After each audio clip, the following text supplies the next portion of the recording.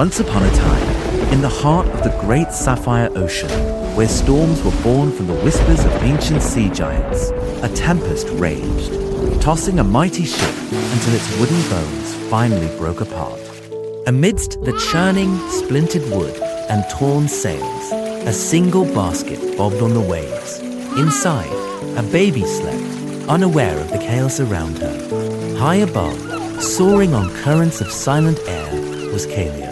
From her vantage point, she saw the wreckage, but then she saw it with a cry that was both powerful and piercing.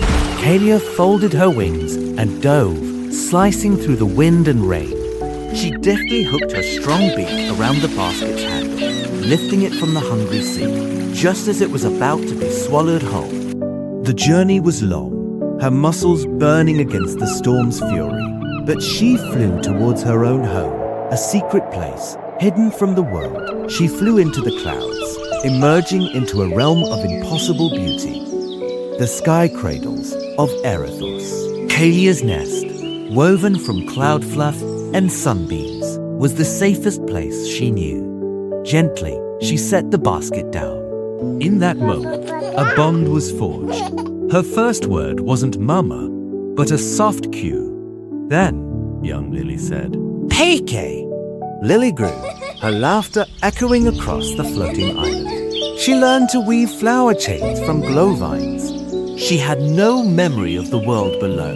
Kalia was her world, and the sky cradles were her playground. She would ride on Kalia's back as they soared. Faster, KK, faster! For Kalia, the love she felt for this strange, featherless child was fiercer than any storm she had ever faced. A quiet, steady warmth that had settled deep within her ancient heart. Power of the world.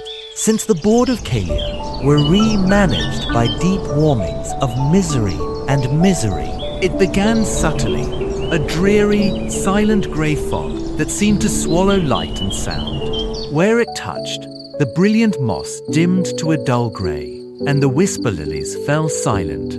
Kalia watched it with a growing sense of dread. She tried to beat it back with her powerful wings, but the fog was like smoke. It simply swirled. The fog is like no brave, the sounds of gentle. One morning, Lily woke with a cough, a dry, tired sound that sent a shard of fear through Kalia's heart. Sick Lily whispered, "I'm cold, KK." Kalia's protective instincts roared to life. "Just rest, my little one. I will fix this." Desperate, Kalia knew she could not fight this alone. She remembered ancient tales of Silas, the great sky tortoise. Wrapping a weak Lily in the softest cloud wool blankets and securing her gently to her back, Kalia took flight then. Kalia said, "Hold on tight, my little lily pad." Her voice was trembling slightly, but a small voice, muffled by the blankets, whispered back. "Sick Lily," whispered. "Together, Mama." They descended through layers of swirling mist, the world growing darker and colder. Grumpy wind sprites, mischievous beings made of breeze and dust, nipped at them, trying to throw them off course.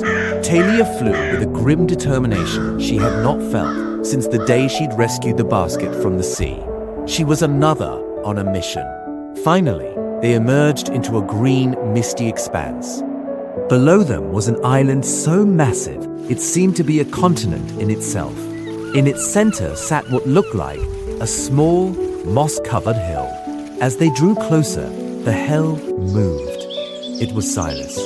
Kalia landed gracefully before him then. Kalia said, "Great Silas, forgive my intrusion. My child, she is sick. A grey fog is consuming our home." Silas blinked slowly, his gaze falling on the small, pale girl on Kalia's back. He rumbled, his voice like stones grinding together. Then Silas said, "It is no mere fog, Suncrest. It is the sorrow mist. It is born when the heart of Erithos weakens, when its light begins to fade." Kalia pleaded, her voice trembling with the weight of her hope. "Can it be stopped?" Then Silas said, "There is one way. At the very highest point of Eriths, on the sun needle peak, grows a single flower, the sun petal. Its light is the pure essence of Aerith's heart. Then, Silas said, only its bloom can banish the sorrow mist. But the peak is now shrouded in the thickest part of the mist. The journey would drain the strength of the mightiest flyer. Kalia's heart sank. How could she possibly make it? But as despair threatened to overwhelm her, a small, weak hand patted her neck then. Sick Lily whispered, her voice weak but clear. Sick Lily whispered, "We can do it, KK. We do it together." She was not just the mightiest flyer. She was a mother. Then, Kalia said, "We will try." The flight to the Sunmeadle Peak was the hardest trial of Kalia's long life.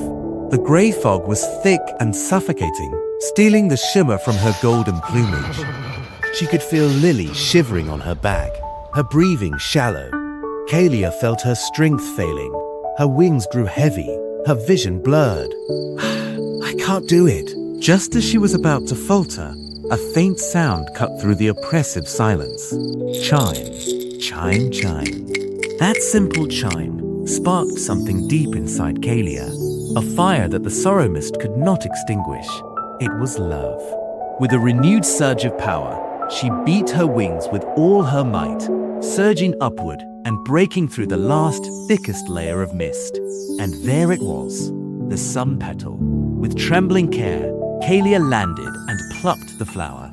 The moment her beak touched its stem, a blinding wave of golden light erupted, a magnificent, silent explosion of warmth and color. On Kalia's back, Lily took a deep, clear breath, and the weary cough was gone. Together, they had found a love that could heal the world, young Lily whispered. "We're home, KK." If you like this video, please subscribe to our channel for further amazing stories. See you in the next adventurous story.